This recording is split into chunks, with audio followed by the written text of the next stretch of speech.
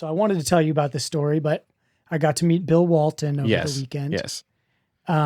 Which was a really cool experience. A couple months back, my uncle Greg passed away, rest in peace. And he was an NBA player for a couple seasons. Played for the Clippers and for the Trailblazers alongside Bill Walton. But he was more famous for Bruin, right? He was a Bruin. He was on like the famous, what is it, Fab Five Bruins team or whatever. Forget the actual title. Well, Fab Five was Michigan. Yeah, so not the Fab Five. The Bruins version, the 60s team with Bill Walton that won all those championships. And he was the point guard. And, you know, growing up, he was like the most humble guy and never really talked much about his career. Mm-hmm. By the time that I was around him, he had already gone through some pretty serious injuries and was like in a state of pretty compromised health. Mm-hmm. And just had the most unfortunate luck as life continued, in and out of the hospital, weird infections, heart stuff. You know, his body just really deteriorated over like 2 decades. So I always knew that he was a player and that he was, you know, a good player. Yeah. Bill Walton was his best friend, but I never got to meet him. So going to his celebration of life at Bill Walton's house, it was just this amazing experience of, you know, seeing all these people talk about this guy and who he was. And it's like, I was just talking about Bo, how he's like good at everything. It was like almost verbatim the things that people were saying about my friend Bo at his wedding, or like what everyone was saying about my uncle, that like, let's skip rocks. Oh, of course, Greg's the best rock skipper. Like, you know, tennis, basketball. Totally. He was an all-star beach volleyball player, like had a crazy career on the beach volleyball circuit in Southern California. That was what he was more famous for as an athlete. But hearing, you know, Bill Walton and Jamal Wilkes, these like famous players, Hall of Famers get up and talk about, you know, they were all on this Bruins squad together and he was the point guard. Mm-hmm. And they were just like describing his play as being like something that elevated them, and that like in a lot of ways he was like the guy while they were playing with him. And there's this famous story how when Coach Wooden, he went to the players, because this was like, you know, the 60s counterculture, and he asked everybody, do you smoke marijuana? Mm-hmm. Bill Walton was like, no. Of course not. Of course not. Why would I do that? Even though he was seshing a lot of herb. Yeah. My uncle was like a couple times. Mm-hmm. And even though he like almost never did, my uncle was pretty straight edge, but he was honest. Yeah. And Wooden benched him for the rest of the season, and they ended up losing that season. Jesus. Whereas the 2 previous ones with him on the court, they had won. But it was just like hearing these guys that were like all-stars talk about my uncle in this way was really rewarding and cool. Yeah. And, getting to hang with this one funny thing, you know, Bill Walton, I was introduced to him. He kind of like right away remembered my name, and he just kept saying it. Like he kept introducing me to other people and being Nice. like, you know, Jeff, Mike, Hobie, you know, like really getting it down. Yeah. And then later in the night, I was there with my brother, Tony, and he came over, and I was like, yeah, me and the Chone. And he's like, who? And I'm like, the Chone. And I pointed to Tony, and he's like, John? And he was like, oh man, I just got a total brain fart. Who's Animal House? Who's the guy from John Belushi? He's like, John Belushi. He's like, what are you, John Belushi? And he just kept calling Tony John Belushi for the rest of the night. Spectacular. Which was awesome. And it just, you know, it was cool seeing someone like Bill, who's just got he's a radio personality. He's been broadcasting for forever. And you see the like professionalism leak into everything they do. And, you know, I've been around a couple different famous people and seen how they manage like fans and people getting all like starstruck and excited. And he just was so graceful at Yeah. Like taking that energy and like Aikidōing it, giving people what they want. Throwing it right back at you. Yeah. I've only ever heard cool things about Bill Walton. Yeah. He seems like as much as he's like become like the butt of jokes in NBA circles and in basketball nerddom, he like is so undeniably passionate about the sport and just like waxes poetic and romanticizes, and like to me that is the coolest, most honorable way, because that's like, it just seems like that's how Bill would act about anything he's passionate about, and it would be insincere for him to just be an analyst. Right. Like, yeah, he should, if he's going to talk about the Arizona Wildcats, he should also just randomly start talking about the Grand Canyon for 5 minutes and then somehow at the end talk about how important basketball is in the way that the Grand Canyon is important. And you're like, yeah, I don't know what's going on, but I'm so into this. But yeah, he just seems like the most genuine, cool dude. And I'm happy that you like got the opportunity to, like, it's one thing when you go to a celebration of life and you hear people say nice things. It's a completely other thing when people who you like look up to say nice things about that person. And I know that, you know, I don't think you like idolize Bill Walton, but you appreciate Bill Walton. Oh yeah. So then to hear him talk about your uncle must have been super surreal, but also like really comforting and cool. Like, how did you feel that way, or was it too surreal? Was it just like, oh my God, Bill Walton's talking about my uncle, or was it like, I don't know, relieving? Was it exciting? Like, how did that make you feel to see somebody who your whole life, Bill Walton has been a person in the zeitgeist? It was like being given a different, like they gave me an insight into my uncle that I didn't know existed. I was like it was this really precious gift of hearing these people that, yeah, like you said, like I don't have a poster or a jersey. Mm-hmm. I've always like been a fan. I even told Bill Walton this. I was like, your role in Little Nicky as the Globetrotters announcer with your hair on fire. I completely forgot about that. He was like, it was some of my best work. That's incredible. I completely forgot. Yeah. So like that. To hear, but you know, to me, it was just kind of a trip, like talking to someone who I'd played as in 2K, you know, like I've played throwback Lakers squad, the Lakers classic as Jamal Wilkes plenty of times, and going up to him next to the like buffet. And I started talking to him and I was like, hey, I was just like, thank you for sharing that about my uncle. I never had heard these stories before. And you gave me this like amazing new insight into who he was as a young man. And he looked me right in the eyes and he was just like super cool. And he was just like, thank you. Like that was super real. And I appreciate you. And also your uncle got in the league and I was like, who's this guy? Like, damn, I didn't even know what he gave me like a real moment. Yeah. And, so yeah, it was a little bit surreal, but,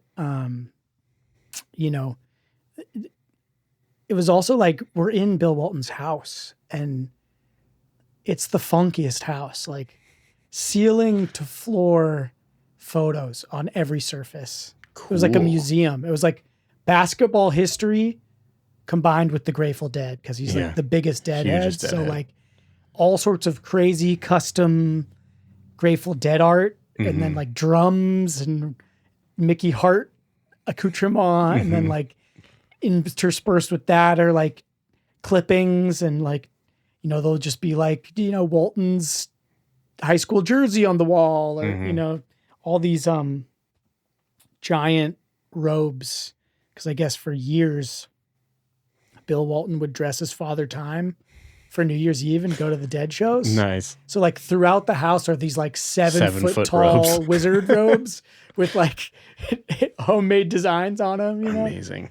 And so that was cool. And my cousins grew up at that house. Like my cousin Ethan, I don't know if you've met him. I don't think so. And Jessamine, they grew up playing at that house. It's a That's big wild. part of their childhood. They Yeah. grew up with the boys, with the Walton, Luke Walton was super close to my cousin and Chris Walton and Nate. So like, it was also an insight into this zone that my cousins have told me about for years. Mm-hmm. And also getting to walk with them, and they're like reminiscing, oh, we did this behind the, we ran down in the canyon, or we used to throw rocks at that bush, or, and then to cap it all off, getting to go, we were outside. We went out to like their basketball court because Bill Walton's wife, Lori, wanted to show us this like really cool custom shower in the back house. It was like this Grateful Dead. They had like a reality show come in, and they basically got them to build them a custom Grateful Dead shower for the show. Spectacular. And so she showed us that. And did it have like dancing bear? It was like the skull. I forget what it was called, the skull with the lightning bolt, and like it was all done in this beautiful blue tile. Amazing. I took some photos. But then I was like, it's the basketball court. Yeah. I like to play. Mm-hmm. I'm looking around in the garage, like, is there a ball? Go in the bathroom, find a rack of balls. I'm like, hey, Lori, like, can I put up some shots? Like, is that cool? Yeah. Like, I don't want to overstep, but like, she's like, oh yeah, totally. Nice. It had been raining. It was all wet outside, but I was out there in my like dress shoes and my button-up shirt, and my two little cousins. My cousin Jessamine, she has twins, and they're like 13, and they're not really into sports. Like I was talking to my cousin Donovan. He's 13, and he's like my height, and he's going to be like 6'4". He's like, you can just see in his legs, he's growing. His grandpa is Greg, who's in the NBA. And I was talking to him during the celebration of life, and I was like, dude, like, you should start playing basketball. Like, you're going to be tall, and people are going to be coming up to you, like, wanting to play. And he's like, I'm a surfer, man. I just want to surf. He's really into surfing. Nice. And I'm like, yeah, but you should still go. Just think about it. I'm like, if I was your height, I would, And, so we get out on the court, and I started putting up shots, and then, I awakened the young fire, and suddenly he wants to take some shots. I'm like, dude, next time we hang out, let's go. I'll show you some shooting. Let's go to Mosswood. Exactly. I'll take you out, because, this is the last year that I'm not the shortest person in my family. And so I'm trying to milk it for all it's worth before my youngest cousin gets above me. Tony's taller than you? Tony's been taller than me since like sophomore year. Weird. I just think of you guys as being the exact same height and shape. Like, we reached like parity. Little cookie cutters that just boop, boop. There's Hobie and Tony. Yeah.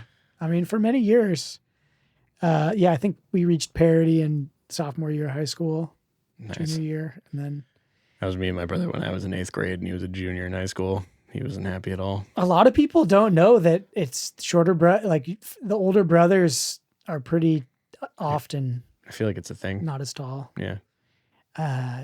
Which is funny because a lot of people think I'm younger than him, and I guess that feeds into that. But yeah, he squeaked out a couple more inches on me in his early 20s. I was like, God damn it. Fucking asshole. What are you gonna do? Do you have any other projects this year that you're fired up about or that you're jumping into? Yeah, got a couple rap things that are hopefully going to come out because I haven't actually released anything since like 2016. One of them's a project that I did with Poe, who was in Candlespit. And it was something that started during the pandemic because it was straight up just like, well, I haven't made a beat in like 5 years, and I'm stuck in my apartment, so I guess I'll make beats. Made a handful of beats. He wrote a handful of songs. It's called Irish Coffee. Okay. I rap on a couple things. Nice. There's a little crew cut that's got Browse and JB Nimble on it. Just fucking good songs. So that should come out soon-ish. I just gotta like really polish the mix and then get it mastered. But that, and then I did a project with Deacon LF, did all the beats, and then it's 5 rappers. Me, Browse, JB Nimble, Poe, Kevorkian. Is there someone else? Did I miss someone? Bro, let me know. I feel like that's it. We can mish over to Barton's and I'll shoot you guys a video, Yeah. In the bagel store. Yeah. Why not? That's tight. Are you still using Reason to make your beats? Yeah, but again, I haven't made a beat since I made beats for Irish Coffee. Yeah. And that was 2020. So Okay. it's been 2 or 3 years since I made a beat. But yeah, Deacon LF made all the beats for this other project. We wrote a bunch of songs remotely, and then we game planned around JB Nimble coming back to the Bay Area for Hardly Strictly. Because he's on his mom's side, he's a Hellman, and that's Hellman Grove. Oh yeah. Like they are Hardly Strictly. Yep. So he comes back from the East Coast for Hardly Strictly every year. So we just game planned like, okay, well, I guess when Jesse's here, he'll like sneak away from the city for a night, and we'll try and record this whole record. So we did that in Mill Valley. Friend of the family was out of town, and I was like, can I use your house for a weekend? And they're like, yep. So we tracked a bunch of vocal at this house, a bunch of dudes, super fun. So that's another like 7-track EP thing that's eventually going to come out. Dude, I probably was in the same room as that dude. I bartended a Hellman family I Hardly Strictly like after guarantee. party once, Yeah. and it was funny. I mean, it was like you could just smell the money in the room. Oh But my God, yeah. we were pouring got a lot of bottles money. of what is it? The Don Julio like 1842 or whatever. Oh my God. It's like $50 a shot at the bar, Yeah. and I'm like, I got my little glass on the side because it's delicious. It Oh has my like God, this yeah, little it's bit of probably vanilla. so It's the drinkable. best tasting tequila. But I'm like, the whole night, every time someone comes to the bar, I'm like, well, we have beer, wine, or you could drink this $50 shot tequila. And I Mhm. kept like pressuring people to, because as Yeah. the bartender, it's an open bar, it's like, Mhm. I'm trying to get everyone sauced. Yeah. And maybe they weren't as impressed as I was about the 50. I was like, this is, No, that's best thing about Jesse is that even though his family came from some money, you never would have known. right. He's so down to earth, super talented, No, super they're a cool, super cool super family. hardworking. Everyone was super Yeah. nice. And yeah, it was one of those things that, again, like I was like astonished to find out that they had some money. I was like, what? Really? Cool. Yeah. That's awesome. Like it's one of the, every once in a while you find out that someone has money and you're like, good for you, man. Right. Like instead of like a lot of the time you find out someone has money and you're like, that fucking piece of shit. You're like, Fuck, figures. God damn. Yeah, this son of a bitch. And instead I was like, nice, Yeah. cool. You guys are going to do good things with that. Like I fully am happy that you are people who have a little bit of money. But like the craziest thing about that is just the Hardly Strictly thing for me is just that like he performs at Hardly Strictly every year. Right. He's like the only rap act. Mm-hmm. I think I've done 2 sets at Hardly Strictly because of that, which is wild. Nice. Hell Yeah. yeah. One was just like running the set for him, and I think I rapped on like 1 beat. And then there was another show where like we did a whole bunch of stuff together. But yeah, That's awesome. super surreal. How was the sound on stage there? Great. Oh my God, yeah. Did you have in-ears or? No, they were just vocal monitors on stage, and we were doing one of the littler, the like it's like a Airstream trailer stage sort of thing. Gotcha. But there were still thousands of people watching. Totally. But yeah, those were fun sets. That was when was that? 2014? I don't know. It's all a blur. I'm curious, in the art of engineering, Mm-hmm. how much, how do I phrase this question? The balance between following form when it comes to building or recording design Sure. and versus like creativity that you're able to employ. Like how creative can you be Mm-hmm. in how you choose to record something? That makes sense? So the biggest thing that I learned at school for this, and that I've heard reinforced talking to people or like reading interviews, watching YouTube stuff and hearing it echoed, is that like there's no right or wrong way to record things. There's just conventional and unconventional. So it's like, like any craft, you have a set of tools, and you can use those tools however you want to accomplish whatever it is you're trying to accomplish. So as long as you get it to sound the way you want it to get, then you did it right. So when it comes to being creative, it's just like, what tools do you have and how can I use them? And there are like tried and true ways of like put an SM57 on the snare top, things like that are just kind of no brainers. But you can also put whatever you want on a snare top if it's trying to get you closer to whatever you're attempting to accomplish. So like you can be as creative as you want as long as you're being educated about it, right? Which is super fun. Like that's like my favorite thing is just trying to like anytime I'm going to work with an artist, I always have like a meeting beforehand that is straight up me just being like, okay, I've heard some of the songs you want to do. I understand your genre, all of that. But like sonically, I have no idea what you want to try to accomplish. So what are some of your favorite records? And it's like tell them like, regardless of genre, it might be someone who's like a singer songwriter, but their favorite record of all time is Beastie Boys. Yeah. Like it's Paul's Boutique. Yeah. I'm like, okay, we can work with that. I can make your singer-songwriter stuff sound like Paul's Boutique. And that sort of thing is what's fun, is trying to get from point A to point B. And in between that is all of your recording and mixing decisions. And to get there, like if your singer-songwriter wants to sound like John Mayer, it's going to be a lot more conventional road to that. But if your singer-songwriter wants to sound like Pantera, you get to be more creative in how you get there. So it's fun.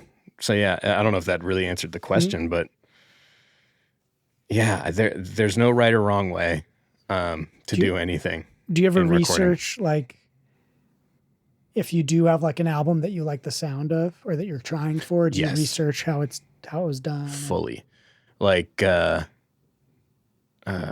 was doing the biggest thing is like I can hear a lot of those things, but if I hear something in a sound that is super specific, like if someone says, I'm trying to think of an example of like a recent, had doing a record for like a pop punk sort of band, and they sent me a bunch of Weezer, and I was like, yeah, okay, cool, Weezer. But really what it informed is just like, how big is the bass drum in this mix? How big is the snare? Where are the guitars? What are the vocal to snare balance? That sort of stuff. Because I could hear most everything else. Like if someone were to send me something like Krungbin, good example, to go back to Krungbin. If I hadn't known things and someone sent me Krungbin, I'd be like, how'd they get the fucking drums to sound like that? And I'd have to go research it, but it would be like, oh, cool. So like, here's their miking technique. They just play super soft, but they record super hot.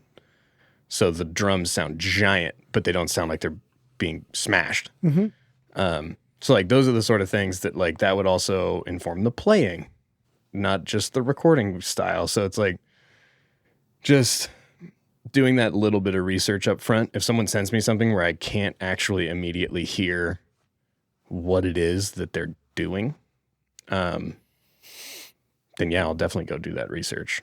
But a lot of it is also just like the simplicity of, oh yeah, I want my stuff to sound like Amy Winehouse's drums on Back to Black. You're like, okay, cool. One mic, a lot of snare bottom. Got it.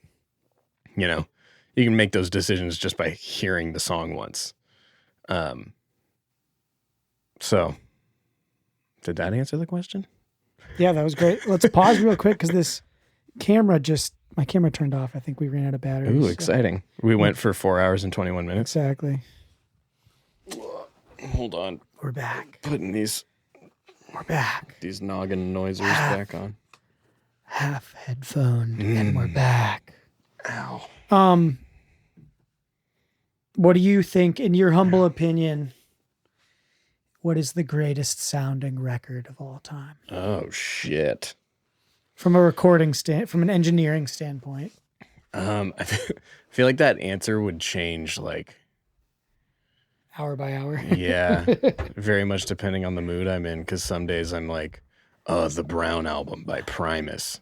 It sounds like shit in a good way. Mm-hmm. Or Asia by Steely Dan, because it's pristine and perfect. Or like, honestly, one of my favorite sounding records of all time is Spirit and Stone by the Lifesavers. Like from a hip hop standpoint, that's the best mixed rap record of all time, I think. Every beat is perfect, big, fat, crunchy, in your face, but not harsh.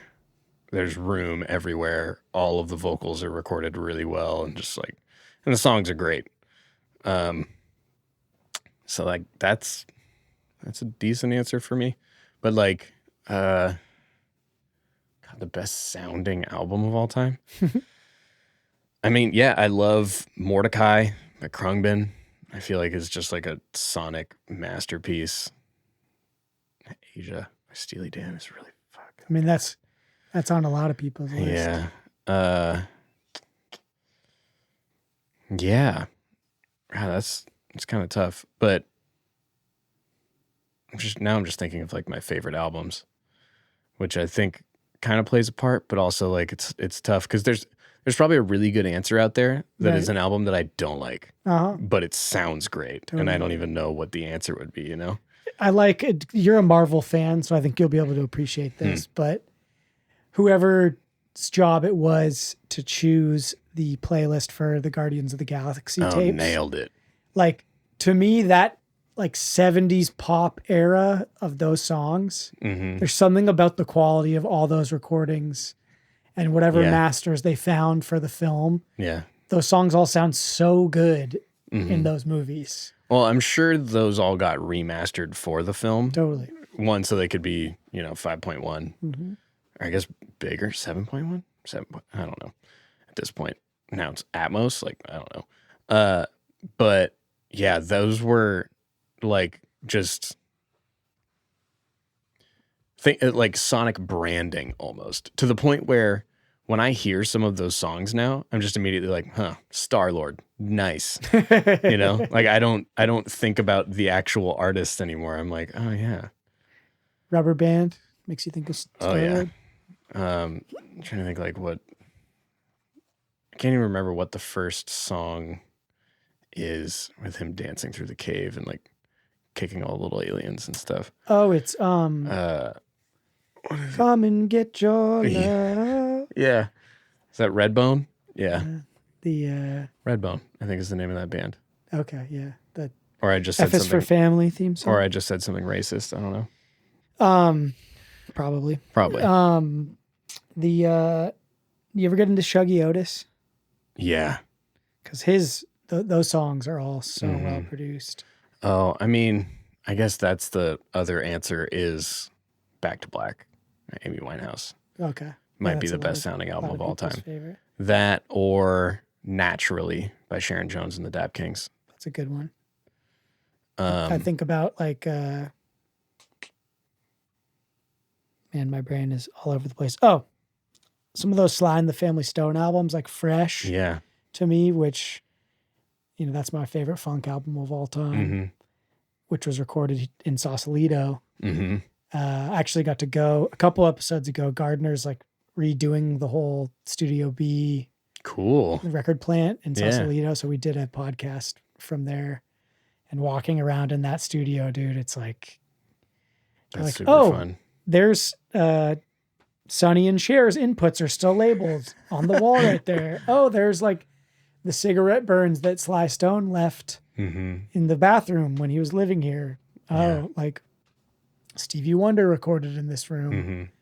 Songs in the Key of Life. Like, so much history in the walls. And the design, the whole vibe in that studio is really cool. It's like, that's something that's kind of crazy, is that as awesome as the accessibility of home studios is now, we're going to lose out on creating new history as these record labels, like smaller record labels and studios start to disappear.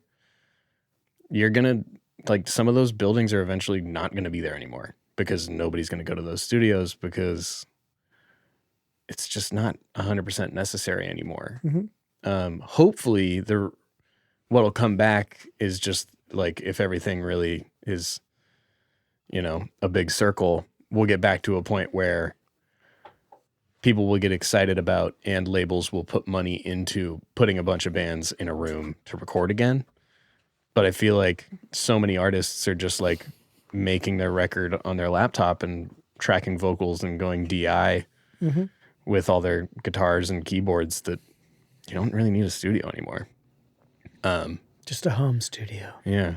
But it's a bummer to me that like Fame Studios or like, God forbid, Daptone, they're going to be fine. But like there are certain rooms, like you were just talking about, Record Plant or like Blackbird's going to be fine. They're never going anywhere. But these places that are just iconic. Yeah. But I think that's what's so cool about you and my brother teaming up to do some stuff. Oh my God, I'm so excited about that. You know, just like you described, you know, the ethos behind house call recording. I think there's a lot of alignment with what my brother's doing, which is, you know, he's trying to design this studio that's like that step between the home studio and the like big pro studio, where it's like you can come in this place that's going to have a vibe. It's going to have these characteristics. It's not going to be the big pro studio, but it's going to be like the prosumer. You know, I want to get something a little bit more than what my home studio can deliver. Oh, this guy's got all this analog gear. He's got this appreciation for an older aesthetic.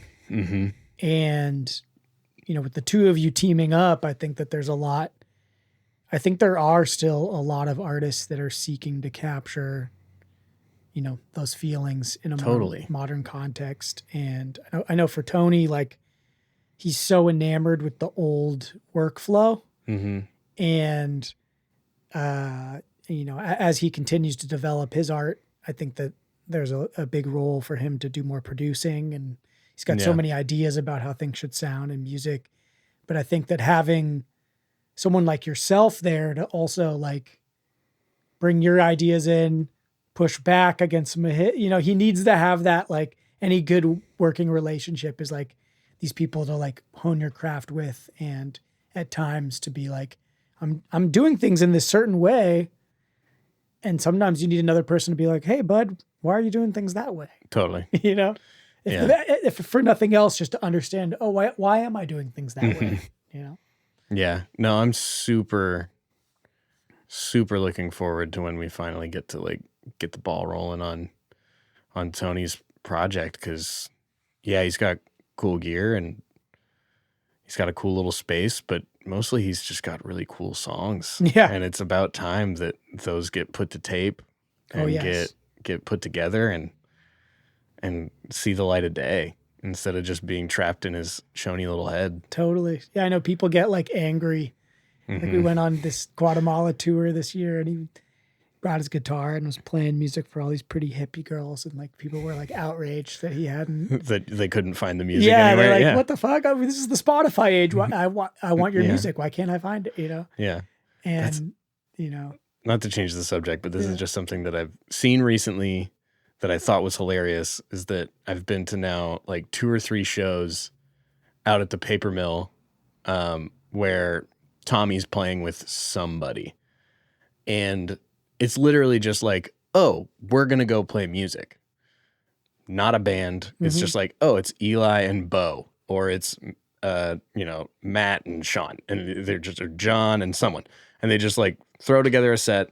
They play a bunch of music, and there are people like shouting at them like, what's your band name? I want to look you up on Spotify. And it's like, man, you can't. Just enjoy the music in the room right now. Exactly. Learn what their names are. Yeah. Look for them because they play around Marin all the time. Like, you can go see any of these dudes play any night of the week. One of these guys is playing somewhere. Get to know the live experience rather than wanting to like own the curated experience or whatever. Yeah. Like, you don't need to have everything on demand all the time. You can live Totally. in the moment. God, I sound like such an old man. But it seems like there could also be room for kind of a Dick's Picks type scenario. I'm not sure if you're familiar with Dick's Picks. Not but familiar. So like, I think one of the cool, unique properties of the Grateful Dead that set them apart from almost every other band was the fact that they welcomed people to come and record their live absolutely. sets. Yes, right? yes, So you yes. had these different individuals who naturally like became raised in the community as being people that made really good recordings. This one guy, I don't know if his name was Dick, but the recordings are called Dick's Picks. Yeah. There's a bunch of them, and some of the best, Grateful Dead you can find are on these Dick's Picks, live shows. Me and Oscar grew up with Dick's Picks Volume 6.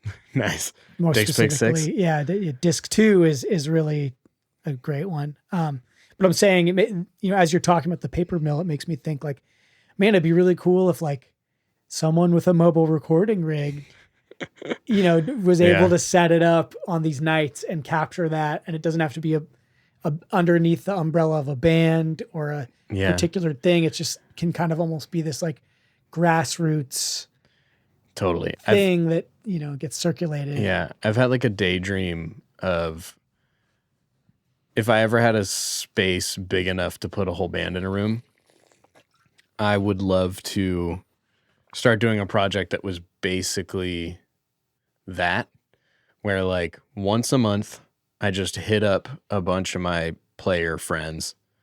They sit down in a room and they play for like 45 minutes and I track it and I mix it and you put it out just as like a session. Mixtape.